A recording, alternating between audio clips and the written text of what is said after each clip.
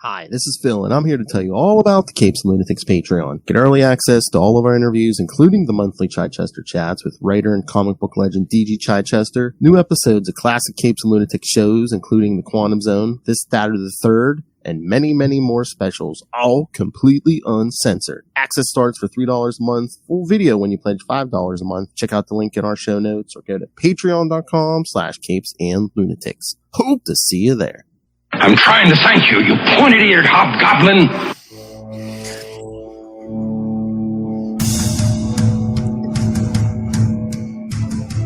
Damn it, Jim, I'm a podcaster, not a sound engineer. Alright, kids, welcome back to another episode of Marvel Tales. I wonder that was random. For week 2 of another episode of Hob-Gobble Gobble Month to go along with your ultimate spider cast of the year of our Lord 2023. I am Phil. Joining me, as always, the Goblin Owl himself. It is Justin the Owl swooping back in to talk about Mac Daddy Macendale. Mac Daddy. Damn it! I should have told. See. She probably would have fulfilled her end of the bargain. I should have told Lil. You send feedback for these episodes. Justin can send feedback for the Spider-Cast episode. Yeah, right. Yeah. Gonna cross over somehow, damn it. Yeah. But, it's crossover enough. We're all talking about Macendale. Oh, boy. That's right. Old Macendale. Jason Macendale and Ray, the two inspirations for, oh my God, I think this is like the 5th year for Hob-Gobble Gobble Month. Oh, really? I think so. We've been doing it, I think, since we started Spider-Cast every kidding. November. Yeah. So, okay, we'll have to tweak November for next year then, so we can do at least one episode then. So we can okay. But yes, Ray Gobble gobble was our inspiration also. Yeah. As it should be. Should be. And again, I love the issues last week, but oh my God, Ghost Rider, 90s Ghost Rider, yes. These are great. Mm-hmm. Yeah, I was really glad that you picked these. Oh yeah, I've been wanting to get to these at some point, and I'm sure Lilith will be happy that you took these off her hands because again, Spider-Man is in these, so I mean, I easily could have put these on the Spider-Cast, but right, yeah, I'm sure Lilith thanks you for your blood, sweat, and tears. Yeah, I know she's not the biggest Ghost Rider fan in the world. Yeah. No. I'm just gonna look up some Spider-Cast. I'm sure because I know they mentioned what is that Spider-Man 6 and 7 in these issues, and Loaf and I did cover that. Yeah, you did. Yeah. Was that this year? Because I was gonna say that it was either this year or last. I feel like it was last year. It might have been last November. Yeah. Yeah, that's what I'm thinking. It might have been if it wasn't this year. Yeah. What did we do? Yes, last November for Hob-Gobble Gobble Month. Yes, we did. Yes, Spider-Man 6 and 7. 6 and 7. That's what we did. The Name of the Rose. Yes. And I think then after that you did the Spirits of Venom story. Yes. Right. Yeah. Crossed over with Spirits of Vengeance. Yeah. Yep. Yeah. Yep. So I forgot about that. Yeah. With Hag and Troll. I remember Lilith kept cracking me up so bad whenever she talked about Hag and Troll. Oh my God. Oh, Russell. I'm wondering why I wasn't invited for these. Let's see how it is, Phil. I never know when as far as I know, you're never available on a Saturday night, Russell. Someone told me you were only available on like Sunday nights and was it Thursday nights sometimes. So go cry in your Mountain Dew. Don't worry, Russell. We'll have you back on Marvel Tales soon. Exactly. We've got some good stuff coming up. We're sure we could talk some Hulk at some point too. Come on. Oh yeah, we'll do another crossover. Oh yes. Earlier this year at some point. Yeah. Oh, there's what is it? Is that like late 70s? Maybe there was like a. I think it was a 2 and 2-ish, 2 and 2. I think there was like a Captain America Hulk crossover. It's like the late 70s. Ooh, was there? Yeah, with the vamp and stuff. Yeah. Oh, wow. The vamp. Banned I don't remember that at all. Banned from Gamma Charge for 72 million years. Oh, yeah? Well, I'm going to have Justin throw more Hulk 2099 at you, so suck it. Oh, no. I don't know if I could handle that. That might be more punishment to me than it would be for Russell.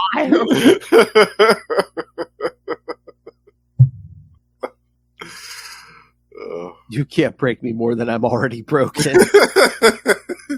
That's true. That one issue that we did was pretty atrocious. It was beyond atrocious, actually. We'll get you. You know where he could jump in with us. January when we do the Defender stuff. Defenders, yes. Yeah. Yeah, I was thinking that. And I know that Russell's a fan of the Defenders, so I think that he would be interested in that for sure. Yeah, it's got Hulk in there too. Yeah. Mm-hmm. For a couple of the episodes, I think that we picked, right? I'd say at least half of them, isn't it? Yeah. So I think we might have picked two of the old Defenders, and was it two new Defenders stuff? Yeah. Yeah, we did. All right. Yeah. So should we get to these Ghost Rider issues? Yes. Ghost Rider 16. Oh, yeah. 16 and 17, kids. 16, 17. Oh, this 90s Ghost Rider is so good. Yeah, love it. Well, like I said, I love the original Ghost Rider, especially towards the end of the series. But yeah, this too. Yeah. This has its own set of special charms for me, because I grew up reading this. Like I said in the other episode, I collected this from the beginning, from issue number 1. Just kept reading it for years. And as it kept progressing, I just kept loving it more and more. And I do love, like, they brought Johnny Blaze back in and stuff. And yeah. Oh my God, both these covers are so good. I know. Mark Teixeira in full effect here. I love it. The reflection of Hob-Goblin on Ghost Rider's bike. That is so good. Or even 17, which is like Ghost Rider telling Spider-Man, Hob-Goblin's mine. Yeah. Great action scene. Mm-hmm. All right. So Ghost Rider number 16 from August 1991 changes. Writer, of course, Howard Mackey. Penciler, Mark Teixeira. Inker, Mark Tex. Another one. The guy's penciling and inking his stuff. Earning that money. Mm-hmm. Colorist, friend of a friend, Gregory Wright, because he's friends with Chichester. Friend of a friend, Gregory Wright. And it's a 90s Marvel comic, so letterer Janice Chiang. I swear it's her or Costanza. They had like two letterers. Yeah. And Tom Orzechowski. Exactly. Yeah. And editor Bobby Chase. Dan wakes up in the hospital where Johnny Blaze has taken him. Stacy and Dan's mom come in and praise John for saving Dan. Dan is confused until Johnny tells him that he had come there to kill Zarathos, not him. Later, after Dan is discharged, John begins teaching him some street fighting techniques to help defend himself, since the magic may not always be there. Dan becomes suspicious when a limo pulls up to take his mom to church, but there are no services that evening. Dan follows her to an old deconsecrated church, but he and Johnny are caught by their armed guards. Just then, Hob-Goblin bursts in and begins blasting everything, followed by Spider-Man, who's trying to stop Hob-Goblin. Hob-Goblin flies off with Ghost Rider in hot pursuit, leaving a very confused Spider-Man talking to the man who used to be Ghost Rider, Johnny Blaze. I find it funny. I couldn't remember if it was this issue or the next one because I read them together, but it's like in this, Spider-Man recognizes Johnny Blaze right away. But in that What If issue we did, that time, he was like, "Wait a minute, who are you? Who are you?" I didn't recognize him in that What If. Yeah. I guess maybe it's just because he hadn't seen Johnny Blaze in years. But Spider-Man's like, well, didn't seem like he was about to say, "Aren't you? I thought you were dead." Yeah. Right. Yeah. Mm-hmm. Because I don't know if he made a ton of appearances. I know, speaking of Defenders, there is a new Defenders issue where like Johnny shows. I mean, it's after he's got free of Zarathos, but it's before this series. So yeah, it's just him as Johnny Blaze. Yeah, but I don't think he had any type of Hellfire powers in that story either. Did he? It was no. It was just him. so- Yeah, it was him and yeah. Roxanne. But yeah, I think he was looking for money Right. or something from Warren or something. But yeah, no powers, nothing. Just riding his bike around. Yeah. Mhm. Yeah. All right. So, what did you think? I love this. I love the story in this one. Because we've got some good stuff going on in the background with Dan Ketch's mother, who has been going to see this Reverend Stige guy, who's been kind of offering her spiritual guidance and everything after the death of Barbara, her daughter, Dan's sister. So she's been going to see him, and he's obviously, as we find out later on in the issue, not a very good guy. Mm. And then in comes Hob-Goblin, who has his own kind of, because Reverend Stige is talking about during his sermon, welcome sinners, we're all sinners, and all this other stuff. And that's the same monologue that Hob-Goblin is reiterating at this point in time, talking about how everyone is sinners. He talks about blasphemy, you dare to desecrate a holy place with your violence, with your false religion. And then he starts destroying everything in this place. Throwing pumpkin bombs and stuff. Yeah. Yeah. But that giant word bubble, blasphemy!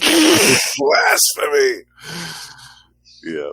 That's a great page, too, when he smashes through the window and starts hurling those pumpkin bombs. I mean, there are so many good pages in this. Like, I mean, again, just like in the Doctor Strange issue, that Hob-Goblin, Mark did it. Yeah. And even like that opening, the first page, that splash panel, just like Ghost Rider hanging on the bike and stuff. Yeah. Yeah, he's missing a hand. Yeah, in the opening of this issue, he's in rough shape because he was just blasted to hell. Oh, yeah. And he's missing a hand and everything and barely coasting his bike. There's that great kind of dream sequence in which Dan Ketch is dreams himself getting shot again, and it's half him, like it's the perspective of half of his body is him, and the other half is the Ghost Rider at the same time. Mm-hmm. I love that. And yeah, I thought the little montage sequence with Johnny Blaze teaching Dan Ketch how to fight was okay, but it was also very you could almost hear like the 80s montage training sequence music in the background. Oh yeah, definitely. Yeah. But also in the other theme in these issues is it seems like Ghost Rider and Danny Ketch are kind of like personality wise, at least, like merging, and Mm-hmm. Because he's able to control the transformations better now. Mm-hmm. Like it doesn't necessarily take the spilling of innocent blood for the transformation to take place. And Ghost Rider was telling Blaze about this, and Blaze is like, "Well, why don't you two merge?" He's like, "You could use some more humanity, and Danny will get a little confidence, like Kurt, like just boost and stuff." He's like, "No, why don't you try it?" Yeah, right. But it may not be an option. Yeah. I love that. I loved the introduction to Hob-Goblin in this. Another great almost full page panel where he's basically on his knees praying, and he's talking about sinners and blasphemers, and there's a wonderful close up of his face with the fangs and kind of like this nasty gas coming out of his maw. It is so good. Brilliant stuff. But Mark Texier is one of my favorite artists. I loved his run on Ghost Rider so much. Oh yeah, especially like the character of Ghost Rider himself. I mean, he really knocks that out of the park. Absolutely, yeah. But yeah, again, they mentioned that the Spider-Man issue 6 and 7, when Ghost Rider and Spider-Man teamed up before to fight Hob-Goblin when he kidnapped this child. Which, yeah, kids, you want to hear that review? Last year, Lilith and I did that last year for Hob-Gobble Gobble Month. So yeah, scroll down. It's Ultimate Spider-Cast 202. Nice. So the easiest way, just go to the YouTube channel and Ultimate Spider-Cast, just like every other show, has its own playlist. So episode 202. Oh yeah, and of course Spider-Man shows up. Yeah, right at the end, just as Ghost Rider's about to hit Hob-Goblin with his chain. Yeah, it gets wet. Which I still don't understand why Spider-Man did that, because I mean the chain wouldn't have killed Hob-Goblin. Like he wasn't.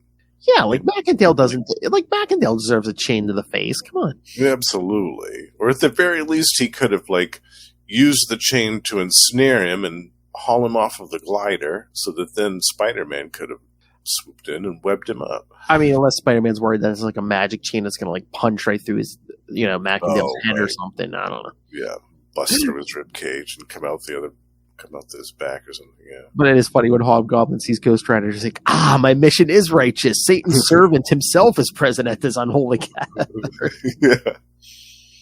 Thank you, Lord, for giving me a second chance to destroy him in your name. Yeah, this is the demon talking, because, again, Macendale never spoke this fancy. Right. And he didn't have, as far as I remember, any type of religious leanings at all. Mm-mm. As a mercenary, he was just mercenary, in money. Yeah, money. Yeah. That's all the demon, because even when they're separated, the demon's talking like this, not Macendale. Yeah. Yeah, the demon has some type of strange Judeo-Christian religious bent, which is kind of funny for a demon.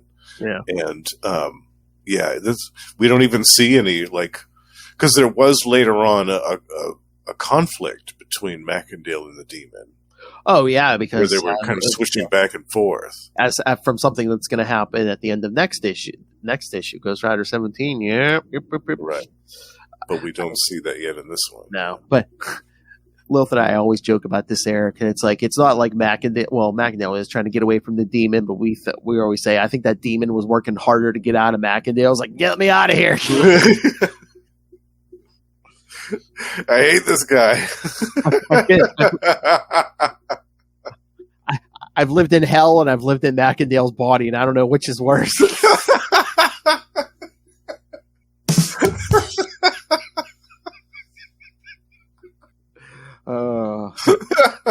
Yes, the pits of hell burn, but so do Macendale's nether regions.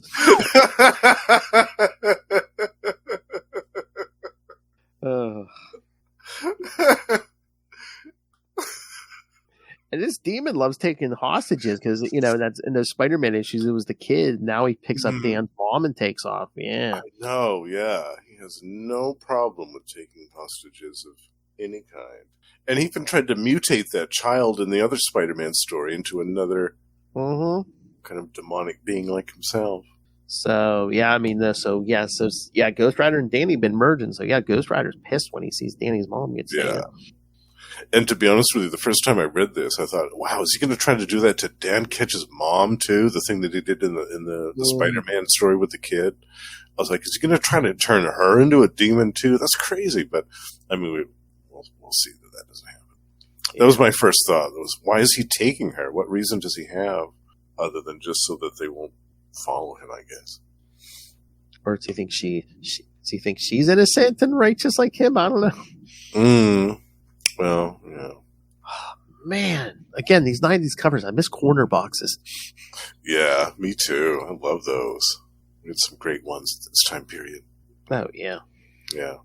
Especially in I miss team books where you had like 20 heads floating in that box. Yes. Yeah. And sometimes they were right, sometimes they weren't. Right. Like, there's no Iron Man in this issue. What's his head doing?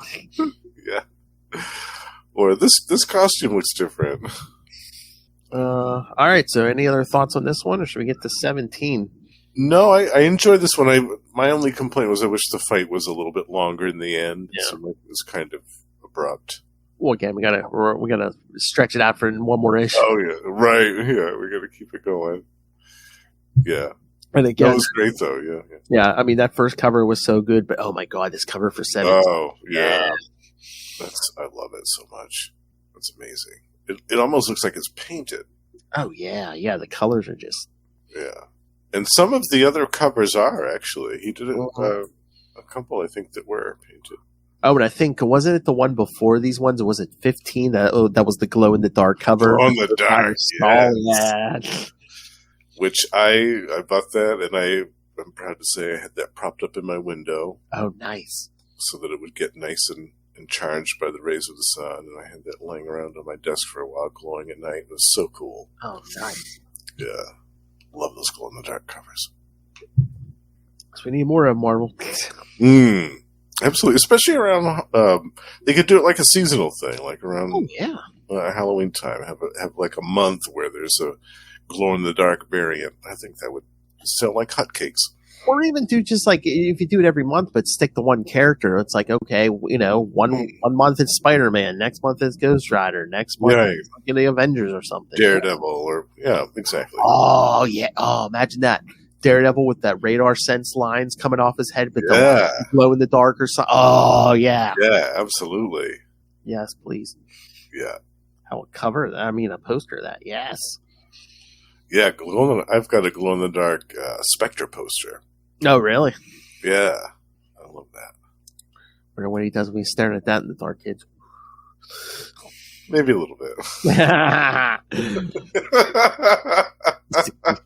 He sees ghost kids. That's all I'll say. Yeah, with the flowing green capes. Smoked it, Doobie.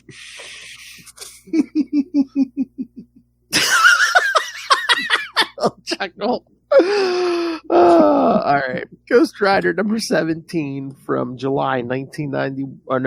1991. You've got to have faith. Got to have faith. Faith.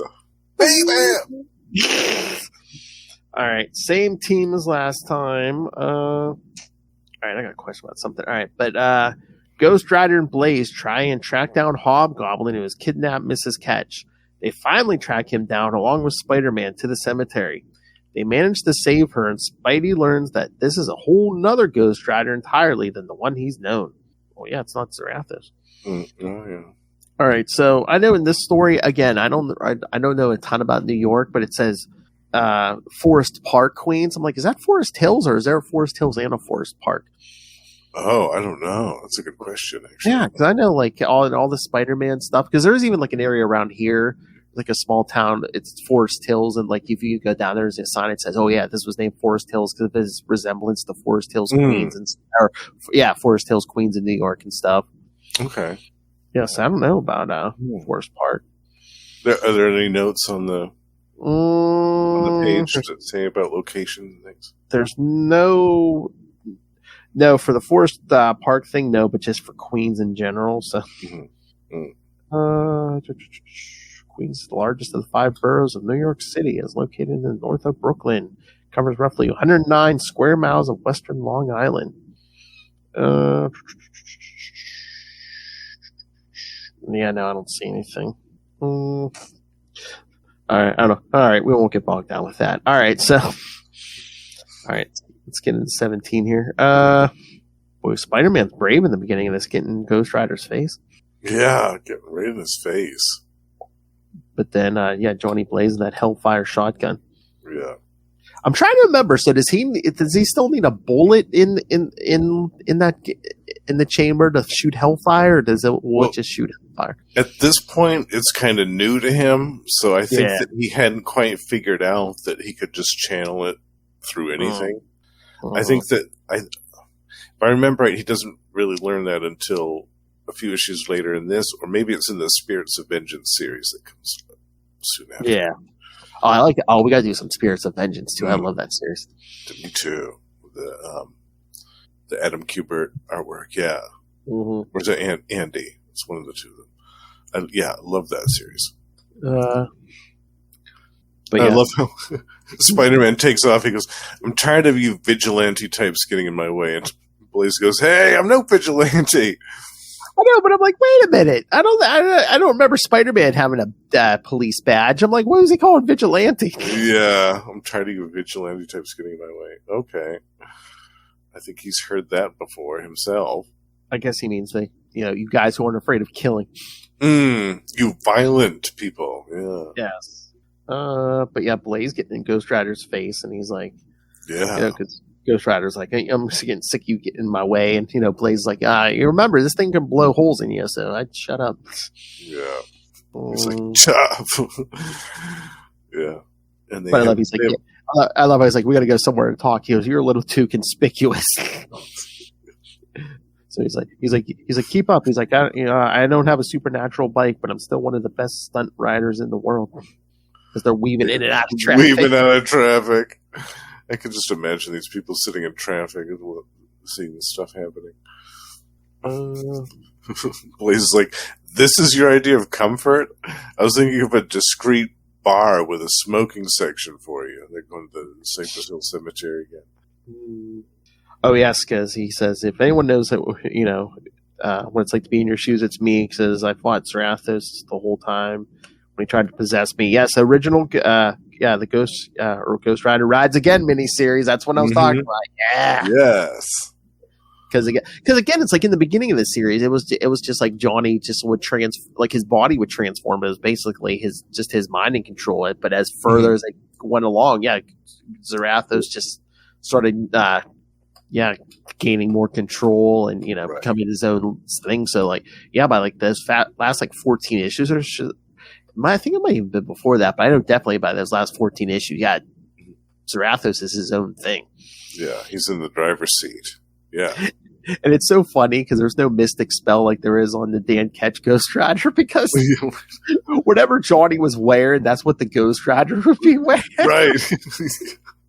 Because one issue he gets attacked while Johnny Blaze is doing a show at the carnival. He's wearing like some red and yellow jumpsuit that looks like something Johnny Storm would be wearing in the 70s, and he transforms. Stun outfit. Ghost Rider's wearing this red and yellow costume. I remember that one. Oh, that's good stuff. Oh yeah, this again, great Texier art. I mean, that skull. Yeah. Oh man, that is like perfection. And just the only dialogue on that page is "No." I just love it. Because again, I mean, that is an art form of his own. Because I mean, there's some artists who can't get a skull like that. Like a. Yeah, it's harder than you would think to draw a skull. Yeah. But he gets it down perfectly in the series, consistently. Oh yeah, here's the thing where Johnny's telling him, he's like, "Oh, why don't you and Dan do merge? You both get something out of it." And Ghost Rider's like, "Well, how can I allow myself to become someone else when I don't even know who I am now?" That's when Johnny's saying, most of the time him and Zarathos are bonded. Zarathos had amnesia. Yeah, and he says, amnesia that was caused by Mephisto. Could Mephisto be behind you as well? And that's when he says, no. It's like, how do you know if you don't remember who you are? I guess some things the intuition knows, right? And then he changes back to Danny. I love that page with the transformation sequence as well. Oh my Lord. Can you imagine? It's probably like burning alive in reverse. It's, Oh, yeah. And like melting as well. Melting in reverse. Oof. So you feel all the pain and then before you get your body back. Yeah. But yeah, Johnny asks Danny if he remembers anything he was talking about with Ghost Rider. And he's like, yeah, I seem to remember things that happened to him more and more clearly. So, which is convenient because that way, he can have a clear understanding of what his alter ego is doing. Yeah, he tells Johnny, you don't have time for any philosophical discussions. I got to find my mother and kill Hob-Goblin. He's not messing around. Yeah. Okay, and then with the next page, we get that almost full page of Spider-Man swinging. Yeah, I love that. Yeah. I mean, okay, and I think if we do an episode of Hob-Gobble Gobble Month here on Marvel Tales next year, I think I think Spider-Man. I think Spider-Man's picked it for us. Darkhawk. Ooh, yes, yeah. Darkhawk 2 and 3. Oh, I think we got to do that. Yeah. Good idea. And we'll get Russell on for that one. Oh yeah, because I know he's a Darkhawk fan too, and I know that he would love that. Yeah. If you're listening, Russell, pencil that in for next year. We're gonna do it. Oh yeah, because I love Darkhawk too, as you know. I'm a huge fan of that. And at some point on the Lost Library, where me and Russell are going to do a sub-series where we cover the whole series. I want to read a lot of that too. I mean, I read a little Darkhawk, but I didn't read a ton of that series. So it's a good one. It's Mike Manley that's been doing the art for Batman that we've been covering over on We Are the Night. That's where I was introduced to his artwork. Oh yeah, it's just Darkhawk. Yeah. The yin to Darkhawk's yang. Thank you, Matt Kona.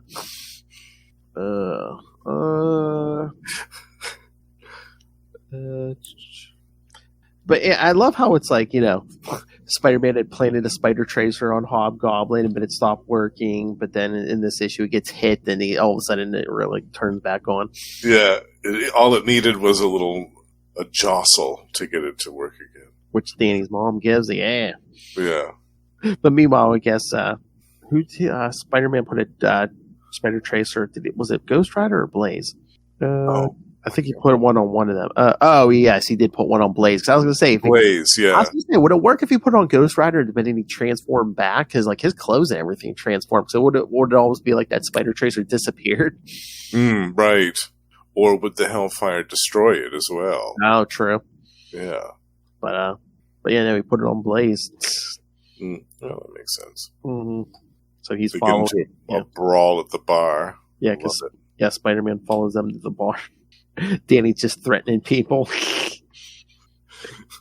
This big dude gets right in his face, and that's when Johnny Blaze decides to stick his shotgun right in his mouth.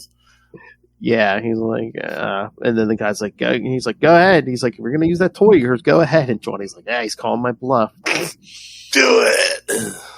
Then Hob-Goblin's just freaking out on Danny's mom. It's been preordained that what I should do is work. Going to mention Spectacular Spider-Man 147 again, kids, just like we did last week in Doctor Strange. It's a key issue. It's a key issue. The demon Nastier gave me the strength and the form that I possess, but it was the Lord's hand that guided the worthless demon.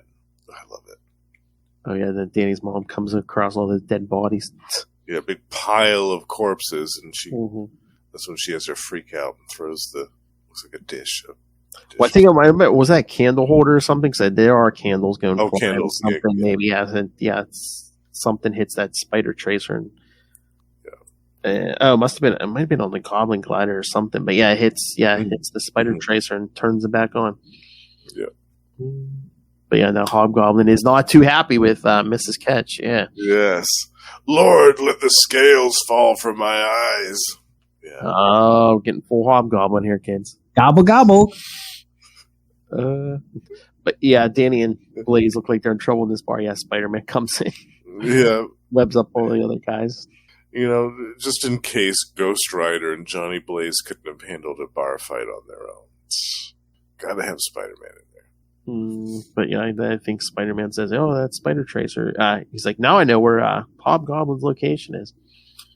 I just hope I'm not too late to help that poor woman. They were almost too late because he's got his hands right around her throat when they smash through the wall. Mm-hmm. And again, it's like Spider-Man's like, "Oh wait, where did Ghost Rider come from?" I'm like, didn't he know Blaze transformed into Ghost Rider back in the day? So was it so hard to believe that Danny would be transformed into the new guy, especially with Blaze right next to, Blaze is like involved with him now? Right. It's like, oh, there's another guy.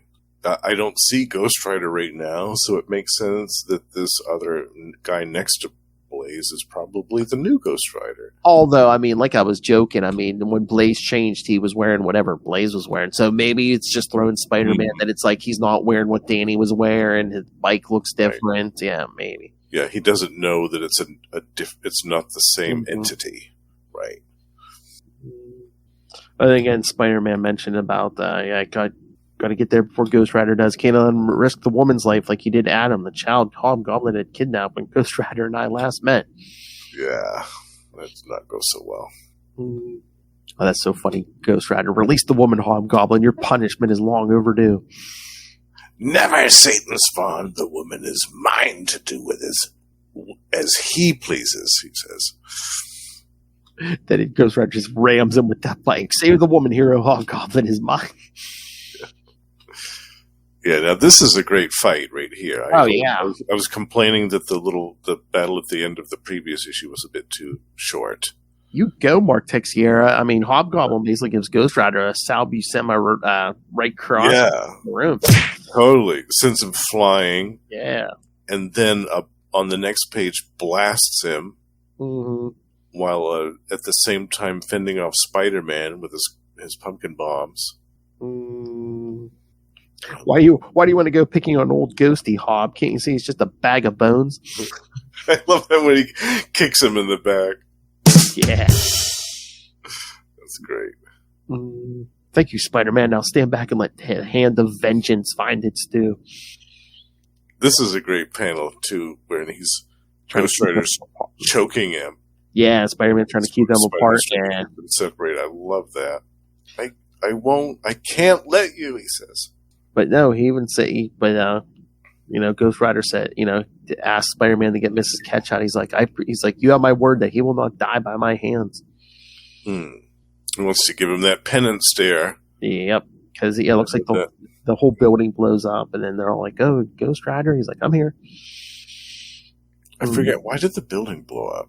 Well, I know Hob-Gobble was like trying to set the whole building on fire because he said he has to cleanse it with fire, or whatever. But he was throwing all those pumpkin bombs, so I don't know if that was just true. Maybe they found a gas main or something somewhere. Yeah. Oh, yeah, because Ghost Rider said, now save the woman before the building collapses from the fire he has created. Okay. Yeah. I mean, it almost looks like an explosion, but I wonder if that was just like the building like collapsing or something. Right. But then when they're standing around outside, then Hob-Goblin jumps out. Yeah. Now I think that might be my favorite panel of the whole issue. Yeah. That's... Where he's leaping at them. I love it. That's phenomenal. Gosh. Then they hit him with that Hellfire shotgun, webbing, and that mystical chain. Yeah, triple whammy right to the face. All hit Hob-Goblin at once. I love he falls. Almost looks like those top teeth like dig into the ground. They're gonna curb stomp him. Exactly. That's a good panel too. Yeah, the three of them standing there over Hob-Goblin. Yeah. But again, okay, this is going to set up what's coming in Spider-Man after this, kids. Yeah, because they all hit him, but I think they blame it on the Hellfire from Johnny's shotgun because it's like now Macendale and the Demon are really fighting for control, so he keeps the body switching back and forth. Yeah. It says the mystical transformation caused by Nastir wavers, revealing Jason Philip Macendale. But he is quickly and painfully transformed back into the Hob-Goblin.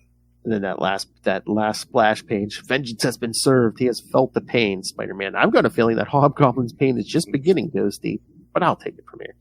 Yeah. And it's true, his pain is just beginning. Oh, yeah. Spider-Man was right about that. Yeah, yep. Get that separation during Name of the Rose, which we also covered last year, kids. Yes. I think that was episode 203 of Spider-Cat. Oh, was it right after the... Yeah, because it was that's what we did for Hob-Gobble month. I looked on the YouTube. Yeah, it reminded me. Yeah, first we did that Spider-Man 6 and 7, then we did Name of the Rose, and then we did the Spirits of Venom. Yeah. Yes. Yeah, so during those... Yeah, both of those stories, the Name of the Rose and the Spirits of Venom, yeah, Macendale was put right through the ringer. Mm-hmm. Yeah, because I think by Spirits of Venom too, wasn't he? He had been separated from the demon, so he was like, I got to prove myself again and stuff. And yeah. Oh man, yeah. The next issue after this, issue 18, that's the painted cover. Yes, that's what I was thinking about. Yeah, I love that. Isn't that phenomenal? Mm-hmm. Yeah. Oh, so good. Yeah, this is one of my favorite series. As I was saying in the other episode, I just love it. I love the art. I love the action. I love the characters. I love the stories. Yeah, there's like so much good stuff. Like I said, this series, the series before it, and it's like I just feel bad for people who like only know like Ghost Rider through like Nicolas Cage. Oh, I know. Ooh. I mean, there's so much better stuff out there. Yeah, absolutely. But the original series and this one, and from what I understand, some of the subsequent ones have been pretty good too. Although I haven't read very many of them. I've read bits and pieces of stuff, but not a whole lot of them. But from what I hear, those are really good too. Yeah, I mean, there's stuff after both of these series. Okay. Although it's funny too, like the last issue of this series took like 10 years to get that last issue. It did, but Mark Teixeira came back for that. He did. He did the art on that. So I remember for the longest time, like I didn't know like that last issue didn't come out because I remember I got the next to last one and it was kind of continued and I was like, wait a minute, did I miss the last issue somehow?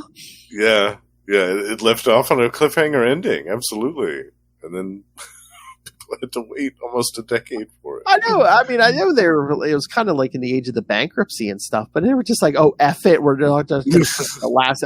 Like one more issue, you couldn't pump out one more issue. I know, but eventually they did, and it's a satisfying ending. I will say that. I feel like I feel like they did a good job wrapping it up. It was worth the wait. It was worth the long wait. Yes. Yeah. Okay, yeah, kids. I mean, we'll get back to some Ghost Rider here eventually. I mean, definitely. Oh wait, is that next? I think it's next October, aren't we doing the the Midnight Sun? Rise of the Midnight Sun. Yeah. So we're gonna get the crossover of all the books. Yeah, that'll be great. And I have a feeling that at some point we're going to see another live-action Ghost Rider. Oh yeah, I think that don't they have plans in the works for that? I think they've said that. Yeah, I think they've been working on it. I think it's hard to put a timetable on things because of the strike and just because of the way that they're kind of rearranging things due to. I mean, since the pandemic, a lot of people haven't been going to movies as much. It seems. I don't know. Maybe I'm wrong about that, but it seems like they've been in the last 3 years. The larger studios have been a bit more choosy about movie projects. Maybe, yeah. Whereas before that, it seemed like we were seeing maybe 3 or 4 really big movies every few months. It seems like they're getting few and far between now, and it could be because of the strike, but. Well, I think, that doesn't help. But, I think they're just like, especially on stuff that aren't like household names, they're kind of like more wary. You know, it's not like not that like Iron Man was a huge name out, for the general public until that first movie. Then everyone was just like, oh, yeah, Iron Man. Mm-hmm. Yeah, right. But I wonder if like Ghost Rider's going to show up and maybe in the Blade, Blade's getting a movie. Yeah, Blade maybe. That's kind of what I was thinking. You know what they need to do? Have him just show up, even if it's just like for a little bit of time, and then kind of tease that as like, oh, there's a Ghost Rider. He's getting his own movie or something, and that's more explain his origin and stuff. Right. Or I was thinking some type of a special like they did with Werewolf by Night last year. Yes. But I was thinking like they could do it almost like have it. Not set in the 70s, but have that 70s like aesthetic, like almost like a Quentin Tarantino movie. Oh yeah, with the grainy film and stuff like that, and they could have like a really gritty, weird, edgy 70s soundtrack with. Oh yeah, and you really play up like Johnny Blaze as that evil Knievel. Yeah, and not have it be set in the 70s, but have it kind of have that aesthetic, that look and feel. Yeah. Have some type of, and they wouldn't have to do necessarily a series like that, but just some type of a one-off special. I think that would be or do like a Ghost Rider special every Halloween, like like it's like 1 year you do Johnny Blaze, the next year you can do Danny Ketch, right? Yeah, that would be awesome. I would love that. And just play it up where there's been Ghost Riders through history and stuff. Right. They could even do a Western one year set in the 1800s. Oh, and especially with like that Zarathos stuff. I mean, there's your excuse to bring in Mephisto and stuff. Yes, we could tie Doctor Strange in there too, and make a cameo appearance or two. Oh yeah, do a Midnight Suns either series or movie. Yeah, like Doctor Strange, Ghost Rider. Yeah. I wonder if the Blade movie is a success. I wonder if they have visions to do that, to like a Midnight Suns type of thing. I could see that, especially if Blade does the numbers and stuff. Yeah. They could do. They could throw Morbius in there. Oh god, it's Morbin time. Or if you wanted to make money, you could you throw in Werewolf by Night and our good buddy Ted the Man-Thing. Yes, Ted Salas himself. Yes. Yeah. I love that Werewolf by Night special from last year. I thought that was fantastic. I think I don't know if they did it for a couple characters in that Werewolf by Night special, but I did see a Funko in my comic shop. It's Man-Thing from that from that Werewolf by Night special, but since the whole thing was in black and white, he just colored black and white. Oh, I love that. Oh, cool. I bet Lilith's going to get that one. If she doesn't already have it. Yeah. That's why it's so hard to get her some stuff for like Christmas and like her birthday's in December too. Because I'm like, if I go for like merch like that, I'm like, she probably already has all this. Oh, when it comes to Funkos, you can probably bet on it. Yeah. Oh yeah, because I don't know if she's trimmed down or not, but it's like I know at one point I think she had at least 200. Oh my god, yeah. She kept in the wall. I think she said there was like one wall. You didn't see her wall. A wall of it. Yeah. Like, just stacked on top of each other. The boxes. Yeah. Again, no kids, no spouse or partner, just her and some dogs. Yep. That's why I have the collections that I have. Child free, the way for me.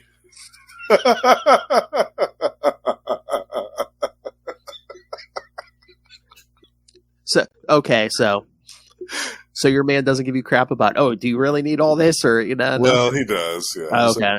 Okay. Do you need to have all these CDs, considering that you have these all backed up digitally on your hard drive?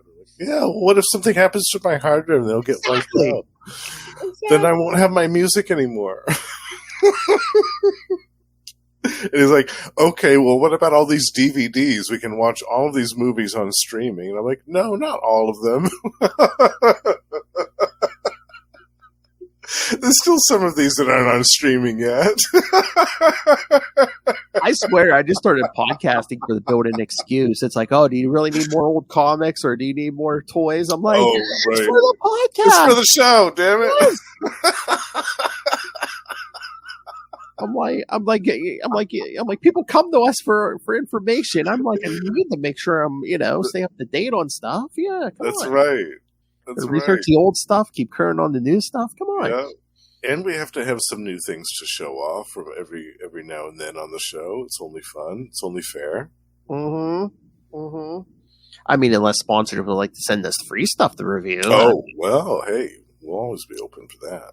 Marvel, if you're listening. So send us both a copy of the next Ghost Rider Epic collection. We'll review the whole thing on Marvel Tales.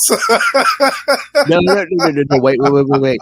Send us advanced copies of those Romnibuses so we're ready yes. on Marvel next year. Yes. Yes. I'll take the George Paris cover. Yeah. Yeah. And the Micronauts omnibus too, while you're at it.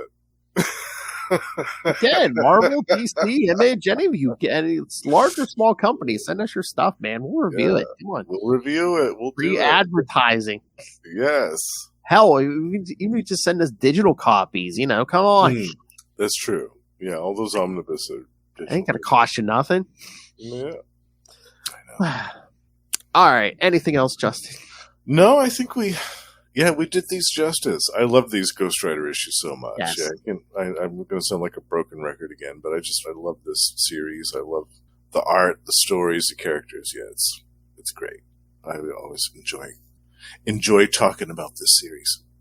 I love this series. Again, this story is so good because I love this old Ghost Rider series, and I love Macendale getting punched in the face, and I got it all both this time. Yeah.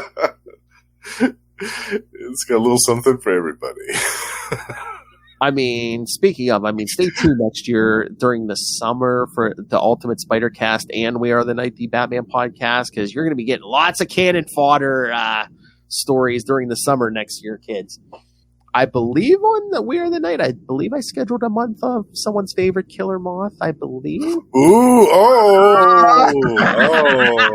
You woke up, kids. Yeah, I love that. Hold on, let me open up the schedule here. I'll tell you exactly. Okay. I was going to say feedback, or if you want to jump on. You better believe I'm jumping on that. Killer Moth is my guy. Oh yeah. Yep. June. Yeah. I'll be there. 3 episodes of Killer Moth. I'll be there. So on We Are the Night and Spider-Cast, you said? Well, we're just getting, we're going to try to do some of the cannon fodder villains during the summer. I got you. Okay. Yeah. Who you doing on the Spider-Cast episode? Hold on. Let me close on this. Open the other one. See, kids, See, if you listen to this episode, you're getting sneak preview stuff. Sneak preview of the next year's schedule. All right, next. In June, we're going to do... Oh, yeah. I believe June is going to be the Scorpion. Or wait. No. Shocker. Oh. I think. Yeah, and then... Yeah, July is Scorpion. So Shocker, Scorpion. And of course, August... Again, I mean, his name's been floating around out there. Craven. Oh yeah. We're seeing a certain movie next year. So. Oh yeah. I believe in one of those Craven issues is going to be the Marvel Team Up 67. I think that's the one with Tigra. I wonder who I could get a guest appearance out of that episode. I have a feeling I know. Yeah. Hey, certain someone, you want to come on and talk a Marvel Team Up with Craven and Tigra? Sounds like a plan, Jan. Yes, I bet he's going to be there for that one. Oh yeah, I don't care if it's the middle of the night for him; he'll be there. He'll be there. Yeah. Nailed it. So, what are your thoughts on this Tigra, Ray? Rumpy pumpy. Sex on the mind. That was a John Byrne issue too. She was looking good. Yeah. Oh. Me wow. All right. Well, I'll try to join you for those episodes next year. All right. Yeah, I'll put the word out to everybody. Yeah, next summer when we do all that. So it'll be fun, definitely. All right, kids. So but next time here on Marvel Tales is going to be our big 50th episode on the death of Marvel. So yeah, please send your thoughts on that because we're going to cover Captain Marvel 29, the Death of Marvel special, and What If Volume 2, number 14, What If Marvel Had Lived? And again, in typical What If fashion, that it's got a twist ending. So. Yes. That's a good one. And then in 2 weeks, we're going to get to that Justin pick, Fantastic Four, 371 through 375, and all its 90s goodness. Variant covers, guest stars, big guns, jackets, leather jackets, boob windows. Yes, it's all there, kids. A whole new Fantastic Four. Oh yeah. Briefly, yeah. And then that's it for November and December. That's right. Again, just like on Spider-Cast, the first 2 weeks here on Marvel Tales of December will be we're going to be covering some Dazzler. Yeah. Yes. I'm excited about that. Yeah, week 1, we're going to cover that Dazzler graphic novel, and then week 2, we'll cover Dazzler the first 4 issues of her ongoing from back in the, was that 70s or 80s? Yeah. So. Yeah, I think late 70s, right? Yeah. I think. Maybe. Yeah. And I haven't read any of this. I've read maybe 2 or 3 random issues out of that series, but I haven't read the issues that we're covering. Yeah, me neither. I've read some of the later ones. Like, oh my god, like Galactus tries to make her his heroine. Oh my! Oh my god! So Galactus, big fan of disco. Well, you need something to listen to on that ship. And you know what? You know what we need to discuss during those Dazzler episodes? Make a note. Should Taylor Swift, should they cast her as Dazzler? So make a note of that. I mean, again, for whatever you guys think, she's going to bring all her fans are going to go see those movies if she's in the Dazzler. So that's going to make Marvel so much money. If that I was going to say, Marvel is just chewing that over. It's like, yeah. But at the same time, they're like, yeah, that'd be cool, but there's no way that we can get her like in the MCU. Like you can't have Taylor Swift be popping up in Avengers movies. Yeah, like every 2 seconds. Yeah. Like that, making cameos and stuff like that. I that. mean, I'm sure they would love her too, but but she's doing that. I don't think she's going to do that. So, I mean, I think they just said, I think she's a billionaire now. So, yeah. Yeah. All right. So, yes, the first 2 weeks of December will be Dazzler. And then the week of Christmas, we're going to cover some Christmas issues. Captain America 292 and Thor 444. Eric Masterson. Yes. Good stuff. And then And then we're the last week we'll cover, I believe one might be a Christmas one, and one's like a New Year's one. Iron Man 254 and 313. So, Oh yeah. yes, 254 is the one where you see Santa shooting Iron Man. Blasting him. Yeah. Mm. Yeah. I can't remember what the other one was, but I think you're right. I think that is a New Year's. Yeah. Or something. It's basically Tony Stark standing there staring at a bottle of some kind of alcohol. Yes. At a New Year's Eve party or something. Yeah. Yeah. All right. So big stuff coming, kids, as we race towards the end of the year. So yes. Yeah. The second year of Marvel Tales. Yes, and that's right. And send us your thoughts on the upcoming stuff. We already covered like this issue or this episode, the last episode, all the Macendale stuff. Send us your thoughts. Yeah, we'll read it on the show, even if we've already covered it.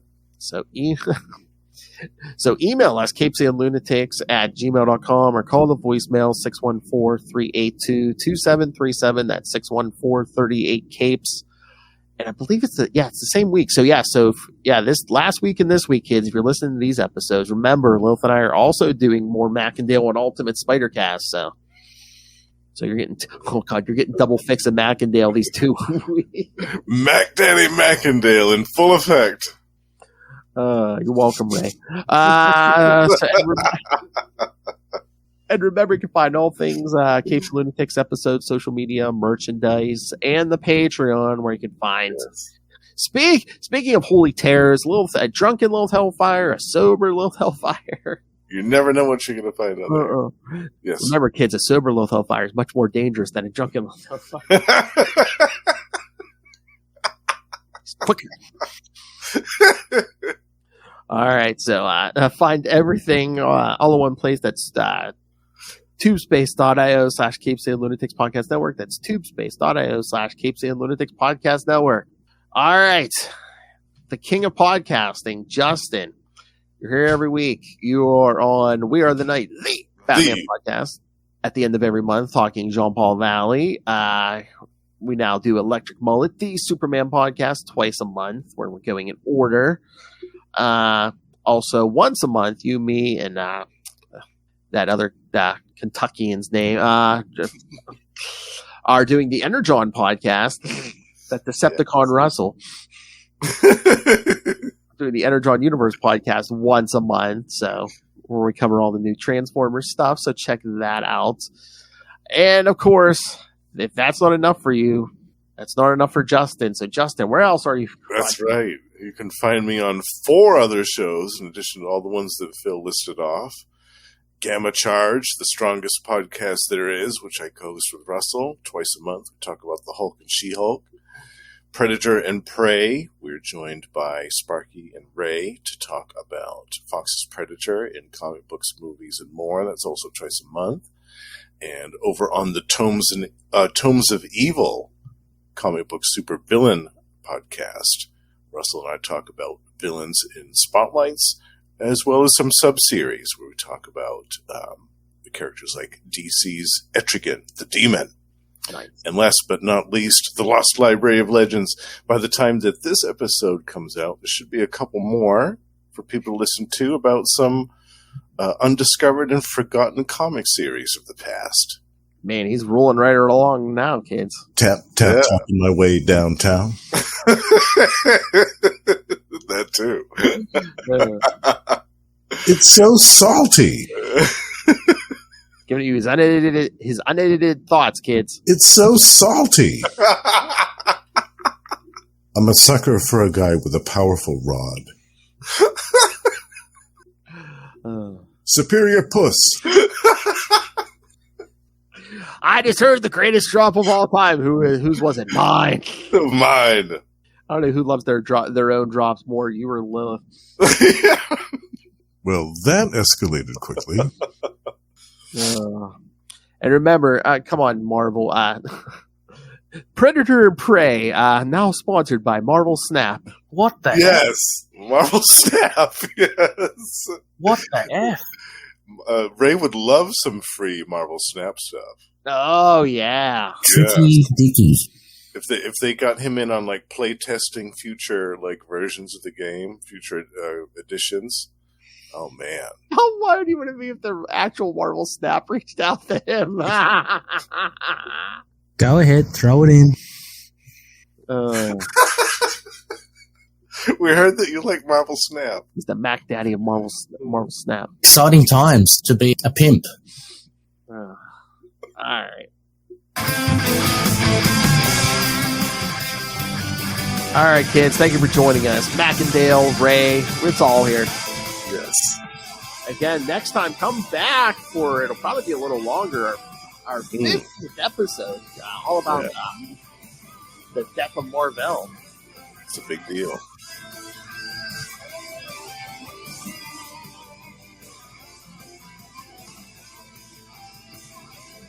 And then the 90s Fantastic Four. Yeah. You don't want to miss that. Oh man, it's gonna be good. All right, thank you for joining us. Vengeance has been served.